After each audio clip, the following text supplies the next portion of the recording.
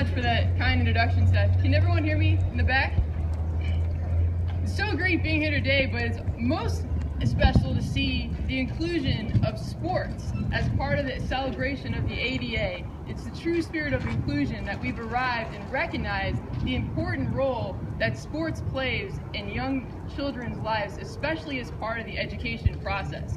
Now, I know we have a lot of athletes in the audience who understand what I'm saying. I know firsthand, playing college basketball, I would not be standing here today or who I am without that experience.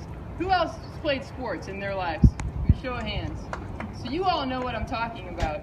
There's so much more to playing sports than what you get on the playing field. It's about self-esteem. It's about doing better in the classroom. I know I went to school every day we had a game.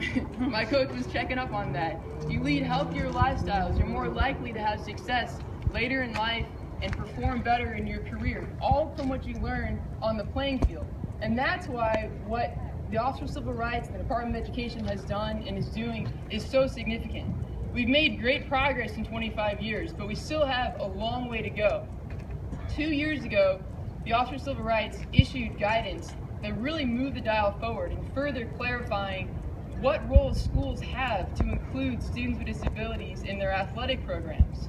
In terms of making sure that there are reasonable accommodations, just simple policy changes that to a school is not that challenging, but to a student who's able to then be on the track team, be part of the swimming club, or be able to wrestle, it makes all the difference in their educational experience and in their life. And that's what this guidance is all about. And since it's been issued, we've already seen positive changes. This morning we heard from Casey, whose mom, Lisa, in Ohio, is the reason why students with disabilities in Ohio are now doing track across the state in the 100, the 400, the 800, and the shot put. Just this week, New Jersey school Rutgers announced that they're forming a study to figure out how to make reasonable accommodations and include students with disabilities in their collegiate athletic program.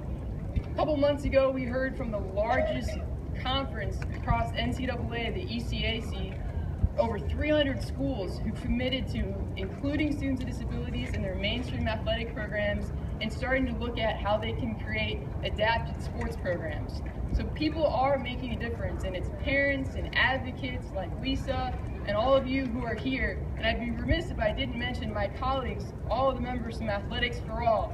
They are the ones who are hosting these really fun stations, but more importantly, they're the ones on the ground every day working with parents and students in the schools, in the communities, to make sure they have the resources and the tools they need to participate in sports and be armed to be their own advocates in the school systems. So I urge you all to continue the fight, continue to be an advocate, and most importantly, go out, have fun, and play sports today. Thank you very much. Woohoo!